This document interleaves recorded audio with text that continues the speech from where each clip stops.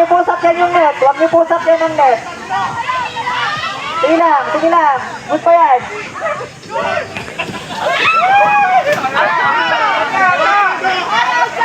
Diretso lang.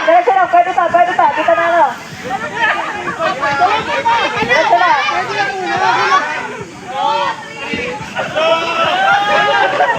Ayaw niyo yan, sige lang. Okay, diretso lang.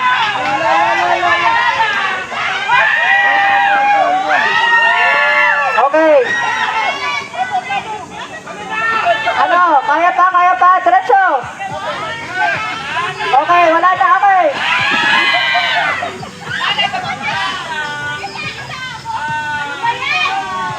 Okay, kakauntin natin. Okay, 10. Dapat mapalit nila sa kabila. 10, 9, 8, 7, 6,